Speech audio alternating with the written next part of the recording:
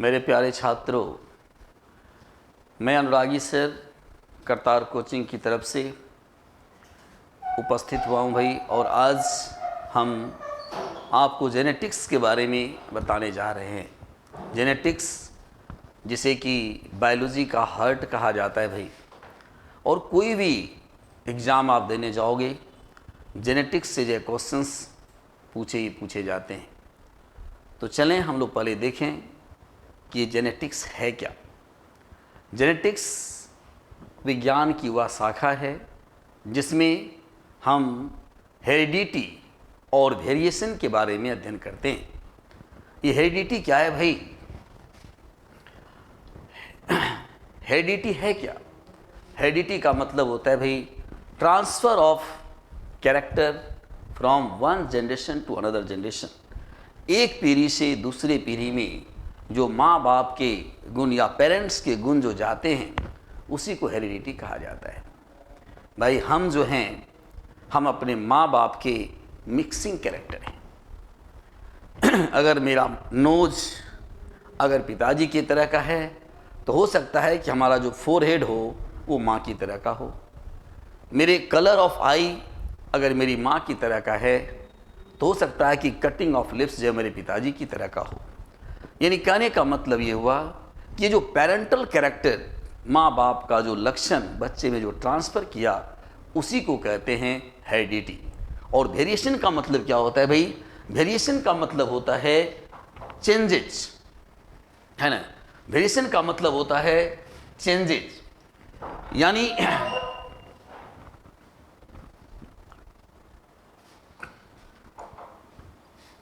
Variation का मतलब होता है चेंजेज, यानी हम अपने माँ बाप की 100% फोटो कॉपी नहीं है भाई। कुछ न कुछ हमारे और हमारे पिताजी में अंतर है। और ये जो अंतर आया उसी को जो है कहा जाता है वेरिएशन। हम अपने माँ पिताजी के, है ना, सिमिलर हैं। अगर उनको 2 आँख हमको भी 2 आँख, उनको 2 पैर हमको भी 2 पैर, उनको 2 हाथ हमको भी 2 हाथ। इस प्रकार से हम उनके तरह के हैं, लेकिन हम उनके 100% फोटोकॉपी नहीं है। माँ बाप का गुण बच्चे में तो आता है भाई, लेकिन बच्चे अपने माँ बाप के 100% फोटोकॉपी नहीं होते। ये वेरिएशन कैसे आता है इसके बारे में, और माँ बाप का गुण बच्चे में कैसे आया उसके बारे में, इसी दोनों टर्म के बारे में, हेरिडिटी और वेरिएशन के बारे में हम विज्ञान की जिस शाखा में स्टडी करते हैं उसी को कहा जाता है जेनेटिक्स। यानी हम ये कह सकते हैं कि genetics study about heredity and variation. Clear हो गया भाई? Heredity means transfer of character from one generation to another generation, and variation means changes. और हमने कहा ना कि हम अपने माँ बाप के तरह के हैं, यानी children only resembles of their parents but they are not identical. हम 100% फोटोकॉपी नहीं है हमारे माँ पिताजी की। तो वेरिएशन कैसे आया और माँ बाप का गुण हम में कैसे आया, इसके बारे में हम जो स्टडी करते हैं उसी को जो है हम लोग क्या कहेंगे? उसी को हम लोग कहते हैं जेनेटिक्स। तो भाई फादर ऑफ जेनेटिक्स जो है ये कहलाते हैं हमारे मेंडल साहब। मेंडल साहब को फादर ऑफ जेनेटिक्स कहा जाता है। और क्यों कहा जाता है भाई फादर ऑफ जेनेटिक्स? क्योंकि सबसे पहले इन्होंने ही हेरिडिटी और वेरिएशन के बारे में बताया। ये मेंडल साहब जो थे ये ऑस्ट्रेलिया के रहने वाले थे भाई, और ये ऑस्ट्रेलियन मॉन्क थे। मॉन्क का मतलब होता है पादरी, यानी जो कि चर्च में रहने वाले ये पादरी थे। और ये मैथमेटिशियन थे भाई। इन्होंने जो है ये जन्म लिए थे, है ना, जुलाई 22, 1822 को इन्होंने जन्म लिया। और इन्होंने जो है जहाँ पर ये रहते थे इन्हें जो है बागवानी सागवानी से बड़ा शौक़ था। ये जो है वहीं पर जो है चर्च में ही मतलब जो है कुछ अपने खेती करते थे। तो एक दिन उन्होंने जो है क्या देखा कि भाई मटर का पौधा लगा हुआ था उसमें से कुछ पौधे लंबे हैं, कुछ पौधे नाटे हैं भाई। उसके बाद देखा क्या उसमें कुछ सफ़ेद फूल, किसी में जो है अलग अलग तरह के फूल लगे हुए हैं। तो इसकी ओर उनका ध्यान आकृष्ट हुआ और उन्होंने जो है मटर के पौधे को ही अपने प्रयोग के लिए लिया था। तो मेंडल टेकन गार्डन पी, जिसका कि बॉटनिकल नेम होता है पायसम सेटाइवम। पायसम सेटाइवम जो कि बॉटनिकल नेम है मटर के पौधे का, उन्होंने जो है और मटर के पौधे पर उन्होंने एक्सपेरिमेंट किया और लॉ ऑफ इनहेरिटेंस के बारे में उन्होंने जो है सबसे पहले जो है अपना जो वर्क है उन्होंने पब्लिश करवाया है ना, नेचुरल हिस्ट्री सोसाइटी ऑफ ब्रुन इन 1865। 1865 में इन्होंने जो हेरिडिटी से संबंधित कुछ नियम दिए और इसको जो है पब्लिश करवाया उन्होंने। वहाँ के जो है जो नेचुरल हिस्ट्री सोसाइटी था ब्रुन में, उन्हें 1865 में इन्होंने जो है पब्लिश करवा दिया। लेकिन किसी ने भी इनके कार्य की ओर ध्यान नहीं दिया, क्योंकि उस समय डार्विन साहब का युग था भाई। और डार्विन साहब के द्वारा जो नेचुरल सिलेक्शन थ्योरी जो दिया जा रहा था, सारे वैज्ञानिकों का ध्यान उनकी ओर आकृष्ट था। बाद में इनके मरने के बाद जो है लगभग 19वीं सेंचुरी में इनके काम को जो है फिर से जो है पब्लिश किया गया, डिस्कवर्ड किया गया भाई। नेक्स्ट बात हम लोग इसके बारे में करेंगे। सबसे पहले हम यहाँ पर ये देखना चाहते हैं कि मेंडल साहब ने मटर के पौधे को ही अपने प्रयोग के लिए क्यों लिया था। तो भाई मटर के पौधे को इन्होंने अपने प्रयोग के लिए लेने का इनका जो है सबसे बड़ा कारण था कि मटर के पौधे में डिफरेंट प्रकार के कंट्रास्टिंग कैरेक्टर पाए जाते हैं। जैसे उन्होंने जब मटर के पौधे को देखा भाई, तो मटर के पौधे को देखने के बाद है ना, इन्होंने सबसे पहले जो है हाइट को देखा। और हाइट में जब उन्होंने अध्ययन किया, देखा भाई कुछ मटर के पौधे टॉल थे, कुछ मटर के पौधे क्या थे, छोटे थे। उसमें जब फ्लावर को उन्होंने जब ध्यान से देखा भाई, तो कुछ फ्लावर जो है पर्पल कलर के थे, कुछ फ्लावर व्हाइट कलर के थे। ये फ्लावर के पोजीशन को जब उन्होंने देखा, तो कुछ फ्लावर जो है शीर्ष वाले भाग पर थे, तो कुछ वह टर्मिनल वाले भाग पर थे। बाद में जब उन्होंने जो है फली को जब उन्होंने देखा, पॉड को जब देखा भाई, तो कुछ पॉड जो थे वो स्मूथ थे और कुछ पॉड जो है रफ थे। उसके बाद जो है पॉड के कलर को जब उन्होंने देखा भाई, तो कलर को देखा गया, कुछ ग्रीन कलर के थे, कुछ येलो कलर के थे। और जब सीड के जो है शेप को देखा गया, तो कुछ बिल्कुल राउंड थे और कुछ जो है रिंकल थे भाई, मतलब जो है चिपका हुआ था। और उसके बाद जो है जब सीड के कलर को देखा गया, तो उन्होंने जो येलो और ग्रीन कलर के थे। इस प्रकार से जो है मेंडल साहब ने 7 कंट्रास्टिंग कैरेक्टर है ना, 7 जोड़े, 7 पेयर ऑफ कंट्रास्टिंग कैरेक्टर जो है इन्होंने अपने प्रयोग के लिए लिया था। अब चलें कि मटर के पौधे को ही क्यों लिया गया मेंडल साहब के द्वारा। अगर हम उसकी बात करें भाई, तो मेंडल साहब के द्वारा मटर के पौधे को लिए जाने का अलग अलग कारण था भाई। सबसे पहला कारण तो ये था कि मटर के पौधे जो होते हैं उसका जीवन काल जो है बहुत ही छोटा होता है और जल्दी जल्दी मतलब जो है रिजल्ट मिल जाएगा भाई। इसीलिए उन्होंने सोचा कि भाई ऐसे पौधों को लिया जाए जिसे हम जल्दी जल्दी उगा सकते हैं, जल्दी हमको प्रोडक्ट मिल सकता है। अगर मान लिया जाए आम के पौधे को ले लिया जाता या पीपल के पौधे को ले लिया जाता भाई, तो पहले मेंडल ही साफ हो जाते, उसके बाद रिजल्ट आता। तो कहने का मतलब ये हुआ कि छोटा life span, short life span जो है मटर के पौधे का होता है। इसलिए उन्होंने जो है मटर के पौधे को ही उन्होंने अपने प्रयोग के लिए लिया। दूसरी बात, मेंडल साहब चाहते थे कि डिफरेंट वेराइटीज के रिजल्ट उनको मिले और इसके लिए आवश्यक है कि डिफरेंट प्रकार का कंट्रास्टिंग कैरेक्टर होना चाहिए। तो मटर के पौधे में डिफरेंट प्रकार के कंट्रास्टिंग कैरेक्टर पाए जाते हैं भाई। कंट्रास्ट का मतलब क्या होता है भाई? कंट्रास्ट का मतलब होता है डिफरेंट और मैचिंग का मतलब तो आप समझते ही हो, सिमिलर। जैसे हमारा ड्रेस है, शर्ट मेरा जो है व्हाइट कलर का, पैंट मेरा ब्लैक कलर का, ये कंट्रास्ट हुआ। लेकिन बजरंगबली का ड्रेस देखो, है ना, लाल लाल देह लाली रसे और उधर लाल लंगूर, वज्र देह दानव दलन, जय जय जय कपिसूत। या दुल्हन का ड्रेस आप देखिए, नेल पॉलिश से लेकर सिंदूर के मांग का सिंदूर तक क्या होता है, लाल ही लाल होता है भाई। उससे हम लोग कहते हैं मैचिंग।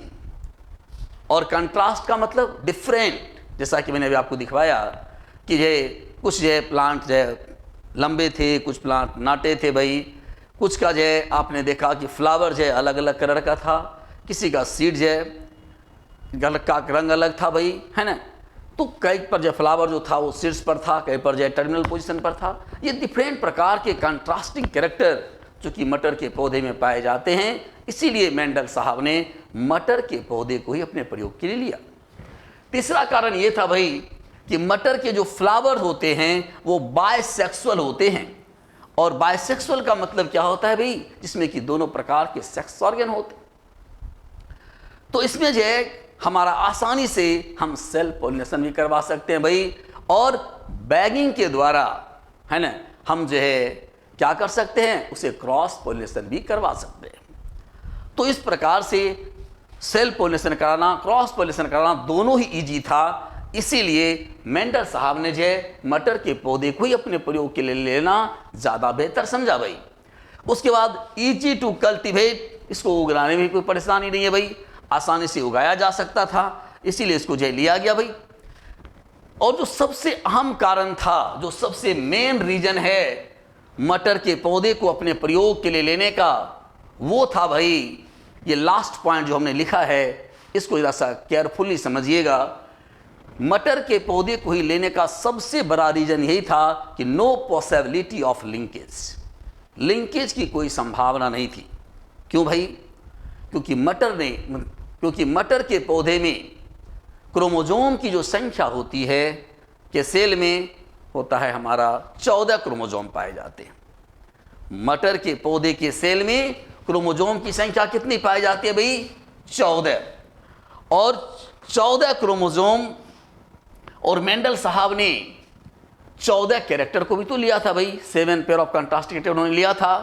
तो भाई 14 क्रोमोजोम भी हो गए और 14 जो है कैरेक्टर भी हो गए। और इस क्रोमोजोम कैरी इच कैरेक्टर, जैसे मान लो भाई कि हम 10 भाई हैं और हमको जो है 10 को बाराती जाना है, अगर 10 के लिए 10-10 अगर बाइक उपलब्ध हो तो क्यों हम लोग किसी के साथ जाएंगे भाई? अपना अपना गाड़ी उठाएंगे और जाएंगे, भोज खा के चले आएंगे। लेकिन अगर 6 ही गाड़ी हो और मेंबर अगर 10 हो तो निश्चित है कि हमको लिंक करना पड़ेगा, किसी को अपने पीछे बैठाना पड़ेगा। तो वही बात यहाँ पर थी कि 14 कैरेक्टर लिए गए थे मेंडल के द्वारा, और मटर के पौधे के सेल में क्रोमोजोम की संख्या भी कितनी थी? 14। इसलिए etch chromosome carry etch character, प्रत्येक क्रोमोजोम एक स्पेशल कैरेक्टर को इंडिकेट करता था, कहीं लिंकेज की कोई संभावना नहीं थी। इसीलिए मेंडल साहब ने अपने प्रयोग के लिए मटर के पौधे को ही चूज किया था। आई बात समझ में भाई? चले नेक्स्ट जो है हम ये देखें कि भाई जब मेंडल साहब का ये सिद्धांत आया लॉ ऑफ इनहेरिटेंस, तो फिर उनको जो है इनिशियली प्रारंभ में उन्हें मान्यता क्यों नहीं मिली भाई? तो प्रारंभ में उन्हें मान्यता नहीं मिली, इसका जो है बहुत सारा कारण है भाई, जिसमें कि कुछ इंपॉर्टेंट फैक्ट्स हम आपको जो है यहाँ पर बताने जा रहे हैं भाई। सबसे पहला भाई कि उस समय का ज़माना जो था आज के तरह का ये जो है हाईटेक ज़माना नहीं था भाई, कम्युनिकेशन का ऐसा बेहतरीन साधन नहीं था, है ना। तो जैसे कि हम लोगों का ज़माना था भाई, हम लोगों को जब चिट्ठी पत्री भिजवाना होता था प्यार मोहब्बत के केस में, तो किसी छोटे बच्चे को जो है डिपुट करना पड़ता था, आई लव यू लिख करके उसे देना पड़ता था कि जा भैया जाओ बाबू दीदी को दे देना। लेकिन कहीं बीच में अगर पकड़ा गया 2-4 तबड़क लगा, खुद को भी लगा, ऐसा होता था। आज का ज़माना क्या है? कोई ज़माना नहीं है भाई। आज का ज़माना तो चैटिंग चुटी वाला ज़माना है। हेलो डार्लिंग, है कम ऑन गांधी मैदान, टाइम फिक्स, कम्युनिकेशन का इतना बेहतरीन साधन है कि किसी तरह का कोई ओल झोल वाली बात नहीं होती है भाई। लेकिन उस समय जो मेंडल साहब का जो ज़माना था भाई, उस समय की बात अगर देखी जाए तो कम्युनिकेशन का ऐसा साधन नहीं था। नियम इन्होंने दिया, लोकल सोसाइटी में इन्होंने जब अपने नियम को पब्लिश करवाया, कुछ लोगों का ध्यान तक नहीं गया। दूसरी बात ये थी कि पहली बार किसी वैज्ञानिक ने बायोलॉजी के क्षेत्र में मैथमेटिक्स के फॉर्मूला को ऐड किया था, मैथमेटिकल टूल्स को अपनाया गया था, है ना। और मैथमेटिक्स का एप्लीकेशन बायोलॉजी में ये ऐसे भी एक्सेप्टेड नहीं था भाई, इसलिए भी लोगों ने इनकी ओर ध्यान कम दिया। देखो, his idea and using mathematics for biology was not accepted. Mathematics का आइडिया बायोलॉजी में दिया जाए, ये ऐसे भी एक्सेप्टेड नहीं था। दूसरी बात यह है कि कंट्रास्टिंग ट्रेड्स, इतने जो डिफरेंट प्रकार के जो कंट्रास्टिंग कैरेक्टर जो इन्होंने जो दिया था, है ना, ये भी जो एक्सेप्टेड नहीं था भाई। दूसरी बात, इन्होंने अपने प्रयोग के लिए, है ना, किसी भी तरह के जो फिजिकल प्रूफ को भी इन्होंने नहीं दिया, कोई जो प्रमाण इन्होंने नहीं दे पाया, जिसके कारण भी इनके जो वर्क को ध्यान नहीं दिया गया। और सबसे बड़ी बात, जो अहम बात ये थी, उस समय के जो फेमस साइंटिस्ट थे हमारे, है ना, चार्ल्स डार्विन साहब, और चार्ल्स डार्विन साहब का उस समय जो है बहुत ही फेमस जो है सिद्धांत आया था नेचुरल सिलेक्शन थ्योरी। और नेचुरल सिलेक्शन थ्योरी इतना हाईलाइटेड था कि सारे साइंटिस्ट का दिमाग, ध्यान जो है वो नेचुरल जो है थ्योरी पर था भाई। इसीलिए जो है इन पर जो है मेंडल साहब पर जो है किसी ने ध्यान ही नहीं दिया। बाद में जो है लगभग 19वीं सेंचुरी में जो है 3 वैज्ञानिक आए, जिसमें कि हमारे जो है करन साहब जो कि जर्मनी के थे, है ना, उसके बाद जो है हमारे जो है डेविड साहब जो कि हॉलैंड के थे, और सेमेट जो कि ऑस्ट्रेलिया के थे भाई। इन्होंने जो है फिर से मेंडल के जो है रिसर्च को जो है केयरफुली पढ़ा, और उसके बाद जो है उनके तरफ इन्होंने जो है ध्यान दिया। और बाद में ये देखा गया कि जो चीज़ मेंडल साहब ने कहा था भाई, वो बिल्कुल परफेक्ट था, और मरणोपरांत मेंडल साहब को ये रिगार्ड मिला। उन्हें फादर ऑफ जेनेटिक्स कहा गया भाई। अगर फादर ऑफ मॉडर्न जेनेटिक्स की बात अगर की जाए तो father of modern genetics Morgan साहब को कहा जाता है, लेकिन अगर आपसे पूछा जाए फादर ऑफ जेनेटिक्स को कहते हैं तो मेंडल साहब का ही नाम आता है भाई। तो जेनेटिक्स की स्टडी जो हम करना अगर चाहते हैं, तो जेनेटिक्स की स्टडी करने के लिए हमें जो है सबसे पहले कुछ टर्मोलॉजी को जो है समझना पड़ेगा, है ना, तभी हम इसका स्टडी से ढंग से कर पाते हैं भाई। तो चलें हम लोग जरा सा समझें एक एक जो है टर्म्स के बारे में, जिनका की उपयोग जेनेटिक्स में जो है बराबर होता है भाई, ये समझना पड़ेगा। जैसे सबसे पहला टर्म है हमारा कैरेक्टर। ये कैरेक्टर क्या होता है भाई, ठीक है, तो ध्यान दीजिएगा भाई। कैरेक्टर जो है लक्षण होता है, गुण होता है, और ये कैरेक्टर जो है ये कैरी किए जाते हैं क्रोमोसोम्स के द्वारा। Chromosome carry genetical character from one generation to another generation, जैसा कि आप जानते हो। तो कैरेक्टर क्या होता है भाई, कैरेक्टर होता है लक्षण, गुण, है ना। और जैसे कि मान लिया जाए कि मेरा कैरेक्टर क्या है भाई, मेरा कैरेक्टर देखिए, जैसे जो पेरिंग कैरेक्टर मेरा होगा, है ना, जैसे मैं साइज में लंबा हूँ, नाटा हूँ, गोरा हूँ, काला हूँ, ये सब क्या है, ये सब जो है हमारा क्या है, कैरेक्टर है। तो कैरेक्टर होता है क्या है भाई, it is a features of organism. ये किसी भी जीवों का जो है लक्षण होता है, फीचर होता है, कैरेक्टर कहलाता है भाई। अब ये जो कैरेक्टर होते हैं, ये कैरेक्टर को जो है डिफ्रेंशिएट किया जाता है उसके ट्रेट्स में। ट्रेट्स क्या हो जाएगा भाई, ऐसा कैरेक्टर जो कि ऐसा मतलब जो है लक्षण जो कि कैरेक्टर को भी डिफ्रेंशिएट करावे, उसी को कहा जाता है ट्रेट्स। जैसे मान लिया जाए कि हाइट या टॉलनेस, ये टॉलनेस एक कैरेक्टर है, ठीक है। ये टॉलनेस क्या हो गया, ये कैरेक्टर है, या हम ये कह सकते हैं कि टॉलनेस नहीं, हम जो है इसको ऐसे कह सकते हैं कि अगर हम जो कहें आपको हाइट, हाइट जो है हमारा क्या होगा, कैरेक्टर होगा। हाइट जो है हमारा क्या है, ये हमारा जो है कैरेक्टर होगा। और ये हाइट कैसा हो सकता है भाई, ये हाइट जो है या तो टॉल हो सकता है या ड्वार्फ हो सकता है। ये तो लंबा हो सकता है भाई या नाटा हो सकता है।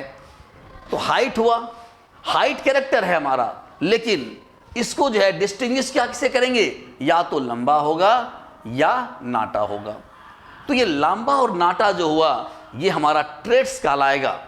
ठीक है, जैसे मान लिया जाए हम कहें कि colour of flower, colour of flower जो कैरेक्टर है, लेकिन उसी कलर फ्लावर में हम जब कह दें कि रेड कलर या व्हाइट कलर या पिंक कलर, ये क्या कहलाएंगे, ये ट्रेट्स कहलाएंगे। तो बात समझ में आ रही है भाई।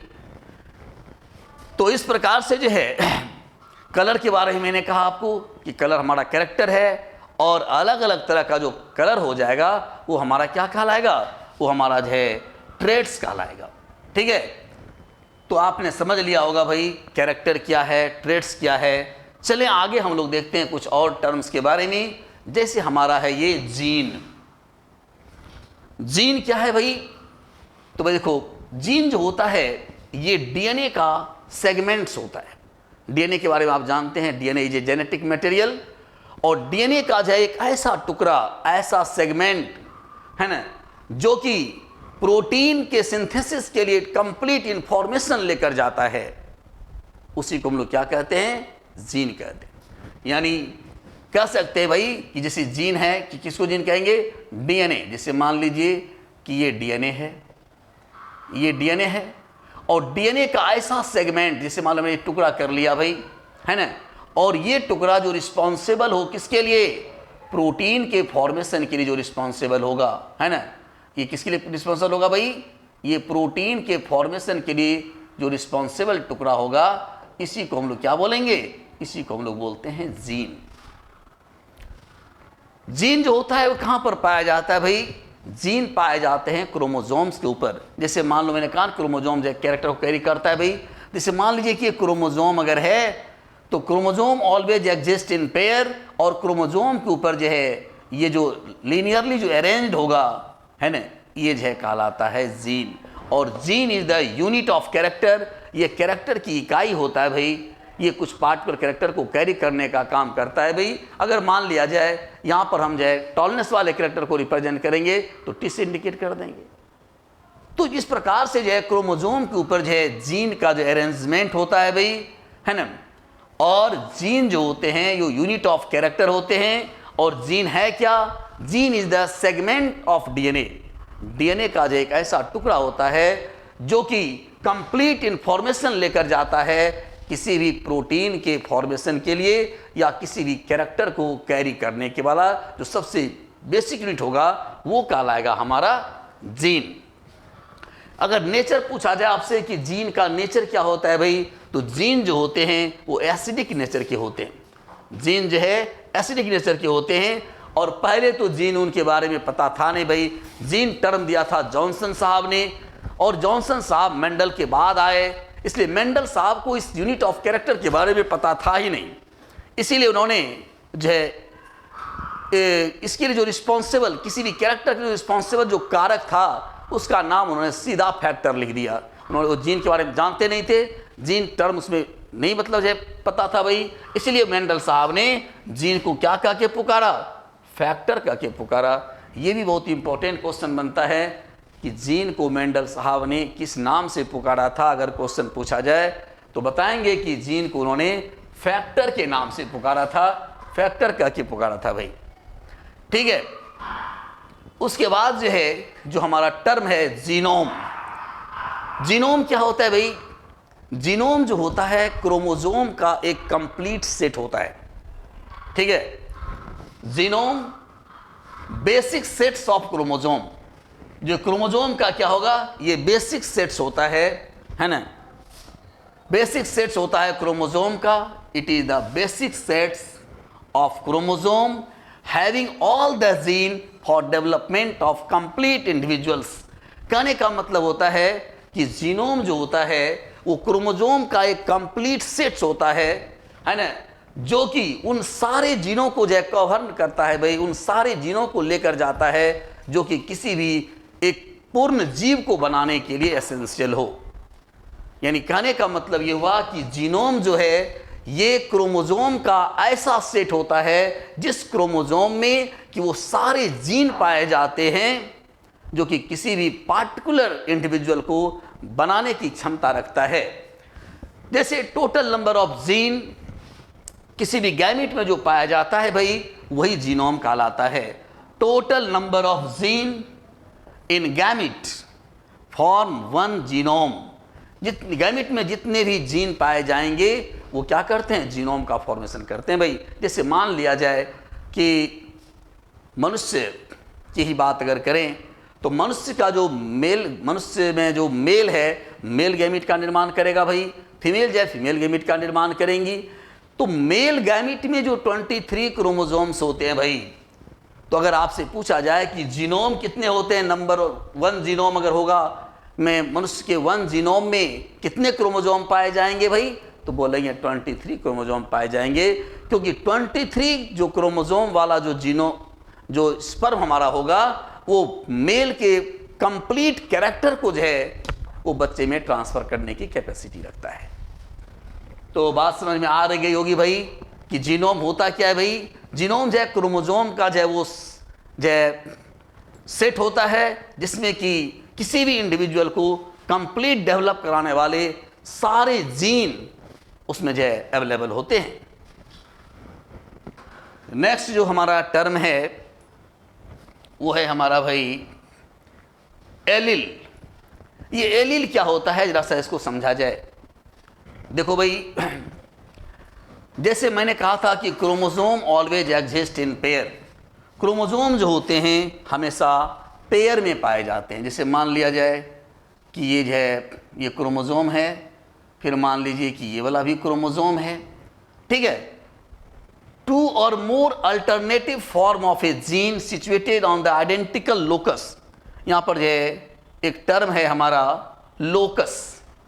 यहाँ पर देखो ये लोकस क्या होता है, ये लोकस जो है वो पोजीशन है। जैसे मान लिया जाए कि ये जो है हमारा जो है क्रोमोसोम है, क्रोमोसोम के ऊपर जो है ये जीन यहाँ पर जो है इस प्रकार से पाए जाते हैं भाई।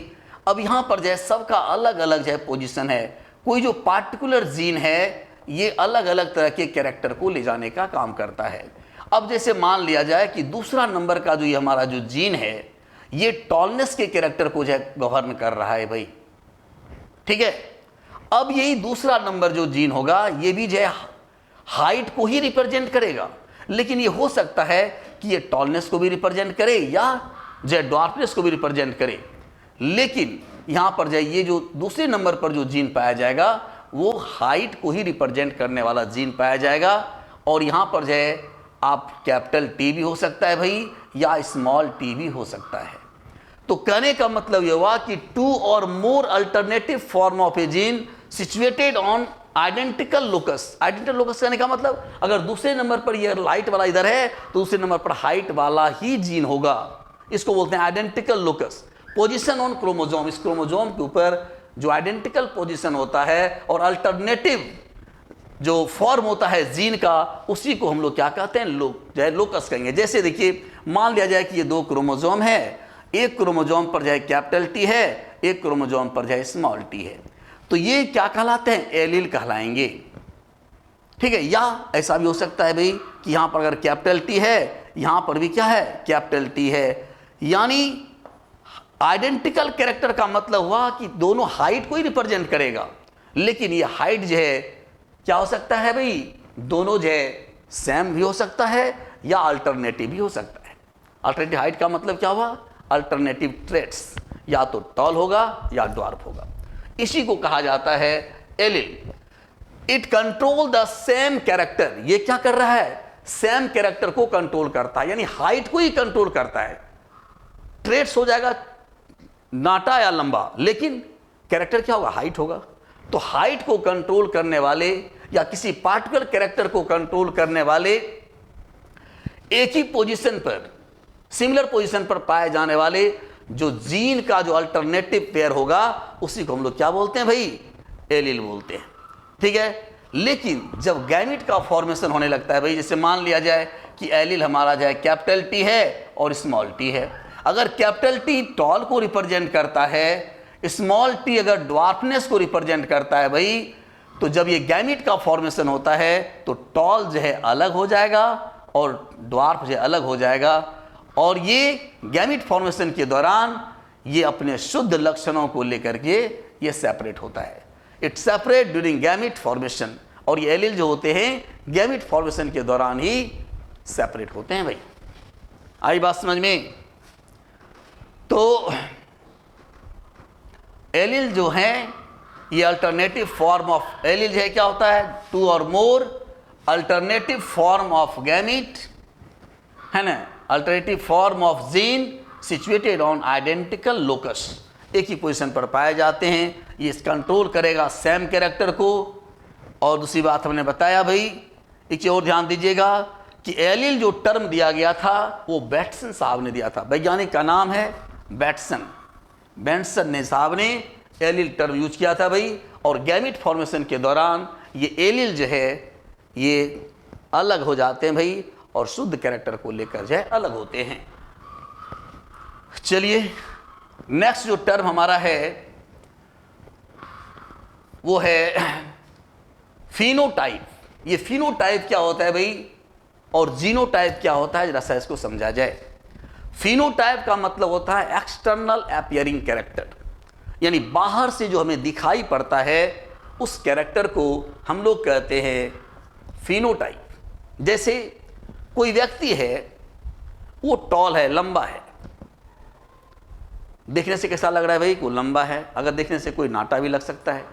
तो फिनोटाइपिकली अगर हम स्टडी करें किसी व्यक्ति का, तो लंबा हो गया, नाटा हो गया, काला हो गया, गोरा हो गया, ये जो कैरेक्टर है, या किसी फ्लावर के प्लांट का ही आप स्टडी करोगे तो लंबा पौधा है कि नाटा पौधा है, उस पर लाल फूल है कि वाइट फूल है, ये सारा जो बाहर से जो देख करके हम बता रहे हैं, ये क्या होगा, ये कहलाता है हमारा जो फिनोटाइप। लेकिन जीनोटाइप की अगर बात करें तो जीनोटाइप जो कि जेनेटिक कॉन्स्टिट्यूएंट होता है उसको हम लोग जीनोटाइप कहेंगे। जैसे मान लीजिए टॉल है, तो टॉल जो है वो दो तरह का हो सकता है भाई। ये टॉल जो है हमारा फिनोटाइपिक कैरेक्टर है, फिनोटाइप हमारा टॉल हुआ, लेकिन ये टॉल दो तरह के हो सकते हैं। एक टॉल ऐसा हो सकता है जो कि प्योर टॉल होगा, यानी जिसके जो है क्रोमोसोम पर अगर मान लिया जाए कैपिटल टी और कैपिटल टी है, दोनों पर जो है टॉलनेस का जो है ही कैरेक्टर कैरिंग जीन अगर अवेलेबल है, इसको हम लोग बोलते हैं होमोटॉल, या इसको हम लोग बोलेंगे प्योर टॉल। ये हो गया हमारा प्योर टॉल। और अगर मान लिया जाए कि एक पर जो है कैपिटल टी है, टॉलनेस के कैरेक्टर को वर्णन करता है भाई, और दूसरे पर जो है अगर मान लिया जाए कि ये स्मॉल टी को अगर जो है गवर्न करने वाला अगर जीन है, तो यहां पर टी चूंकि डोमिनेंट है, इसलिए पौधा जो दिखाई पड़ेगा वो तो टॉल ही दिखाई पड़ेगा, लेकिन ये कैसा टॉल होगा, ये इम्प्योर टॉल होगा। ये कैसा टॉल होगा भाई, इम्प्योर टॉल होगा। तो फिनोटाइप अगर देखा जाए तो इस दोनों प्लांट का सेम होगा, और वो क्या होगा, टॉल होगा। लेकिन अगर हम जीनोटाइप की बात करते हैं तो एक का जो प्योर टॉल होगा उसका जीनोटाइप हमारा कैपिटल टी होगा, और जो इम्प्योर टॉल होगा उसका कैपिटल टी स्मॉल टी होगा। यानी कहने का मतलब हुआ कि जीनोटाइप जो होता है वो जेनेटिक मेकअप होता है ऑफ एन ऑर्गेनिज्म, किसी भी ऑर्गेनिज्म का जेनेटिक मेकअप। जैसे देखिए यहां पर capital T pure tall, capital T small T pure dwarf. अगर हम आर को जो है कलर ऑफ फ्लावर के रूप में अगर रिप्रेजेंट करें, रेड फ्लावर के रूप में रिप्रेजेंट करें, आर का मतलब होता है प्योर रेड फ्लावर, और आर और स्मॉल आर का मतलब हुआ है यहाँ पर स्मॉल आर जो है व्हाइट कलर को रिप्रेजेंट कर रहा है, कैपिटल आर जो है रेड कलर को रिप्रेजेंट करने वाला फ्लावर अगर है भाई, तो यहाँ पर ये स्मॉल आर वाले कैरेक्टर को दबा देगा और अपीयर्ड होगा कैसा, रेड फूल तो नजर आएगा, लेकिन वो कैसा रेड होगा, इम्प्योर रेड होगा। तो इस प्रकार से जो जेनेटिक कंस्टिट्यूएंट होता है उसको हम लोग कहते हैं जीनोटाइप, और जो है जो एक्सटर्नल अपियरिंग कैरेक्टर होते हैं उसको कहा जाता है फिनोटाइप। तो जीनोटाइप और फिनोटाइप जो है आपको समझ में आ गया होगा भाई। चलें नेक्स्ट जो हमारा जो है होमोजाइगस है ना, ये होमोजाइगस, हेट्रोजाइगस और हेमीजाइगस, तीन टर्म यहां पर जो है दिखाया गया है भाई। जरा सा यहां पर जो है समझें, अगर जो है हमारा जो अल्टरनेटिव एलील है, ठीक है, टू आइडेंटिकल और similar alleles for particular character, किसी भी कैरेक्टर को रिप्रेजेंट करने के लिए अगर हम आइडेंटिकल एलील्स का प्रयोग करते हैं, मतलब आइडेंटिकल एलील का मतलब क्या हुआ भाई, जैसे मान लो कि ये क्रोमोजोम है और क्रोमोजोम पर यहां पर हमारा जो है जीन है, और आइडेंटिकल एलील्स अगर मान लिया जाए कि कैपिटल टी को हम टॉल से टॉल को रिप्रेजेंट करते हैं, यहां पर भी कैपिटल टी है, यहां पर भी कैपिटल टी है, दोनों कैसा एलील हो गया, आइडेंटिकल एलील हुआ कि नहीं। तो अगर आइडेंटिकल एलील अगर है, मान लिया जाए हम स्मॉल टी को जो है ड्वार्फ से को रिप्रेजेंट करेंगे, ये ड्वार्फ अगर मान लीजिए है, और ऐसा मतलब जो है हमारा एलील है जिसमें कि दोनों स्मॉल टी ही अगर है, दोनों ड्वार्फनेस को रिप्रेजेंट करता है, इसको भी हम लोग बोलेंगे होमोजाइगस कंडीशन। या मान लिया जाए कि आर को, जिसको हम लोग रेड फ्लावर के को रिप्रेजेंट करते हैं भाई, और स्मॉल आर को जो है हम लोग व्हाइट फ्लावर के रूप में रिप्रेजेंट करेंगे, तो अगर दोनों पर जो है कैपिटल आर अगर है तो इसको क्या बोलोगे, इसको हम लोग बोलेंगे होमोजाइगस कंडीशन है ये।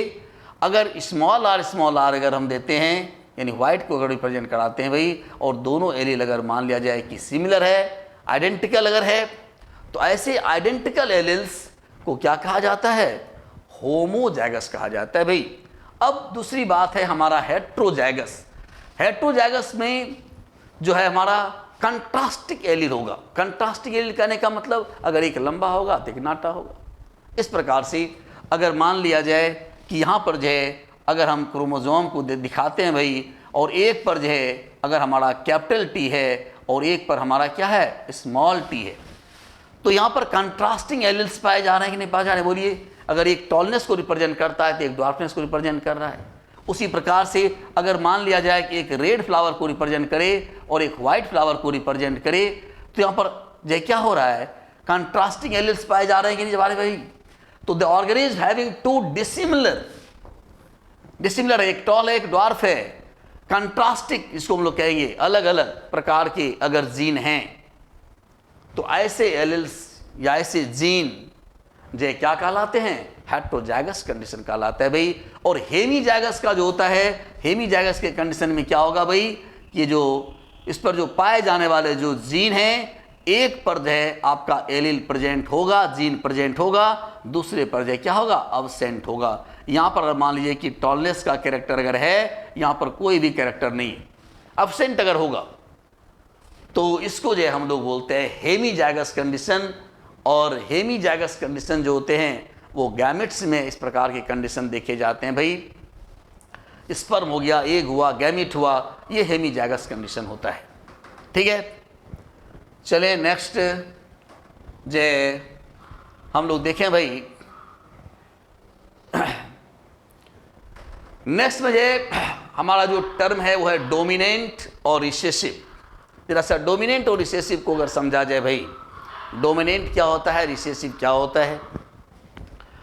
तो अगर मतलब डिफरेंट प्रकार के एलील्स, या हम ये कह सकते हैं कि डिफरेंट प्रकार के कंट्रास्टिंग कैरेक्टर्स अगर जो मौजूद हों, यानी हेट्रोजाइगस कंडीशन अगर रहे, तो हेट्रोजाइगस कंडीशन में क्या होगा भाई, जैसे मान लिया जाए कि यहाँ पर जो एक पर जो है कैपिटल टी है और एक पर स्मॉल टी है।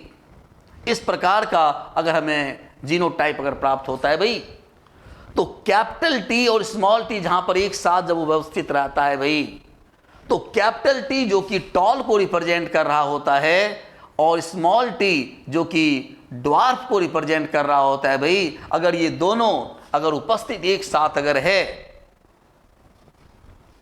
दोनों अगर एक साथ अगर उपस्थित है, देखो इसे दिखाया गया है, कैपिटल टी है टॉल को, स्मॉल टी ड्वार्फ को रिप्रेजेंट कर रहा है, अगर दोनों एक साथ अगर उपस्थित है भाई, तो कैपिटल टी यानी टॉलनेस वाला जो कैरेक्टर होता है वो क्या करता है, इस ड्वार्फनेस वाले कैरेक्टर को सप्रेस कर देता है, दबा देता है, ठीक है।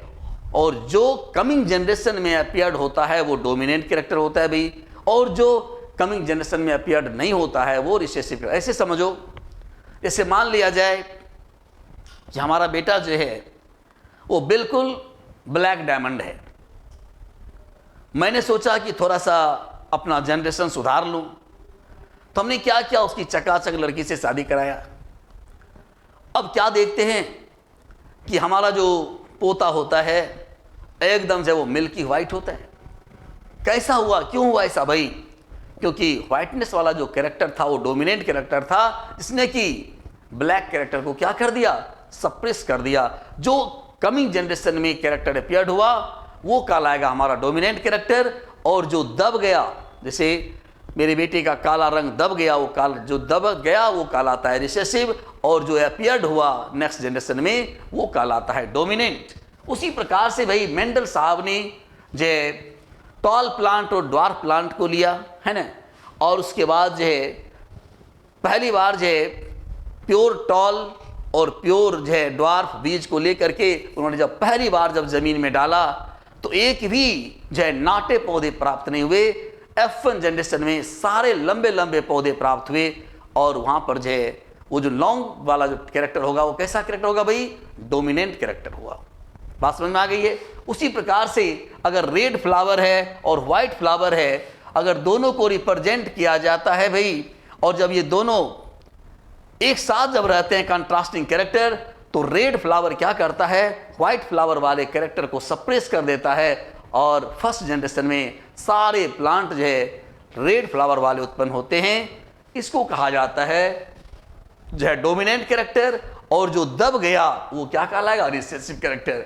तो यहां पर हमने क्या लिखा है भाई, it is an alleles that express its trait even in the presence of alternative allele in heterozygous condition. कहने का मतलब हेटेरोजाइगस कंडीशन में जो अपीयर्ड होगा वो कहलाएगा हमारा डोमिनेंट कैरेक्टर, और जो सप्रेस हो जाएगा है ना, जो एक्सप्रेस नहीं करेगा, नॉट एक्सप्रेस्ड, जो कि एक्सप्रेस नहीं कर पाएगा, वो कहलाएगा हमारा रिसेसिव कैरेक्टर। ठीक है भाई, चलिए आगे का टर्म देखें हम लोग।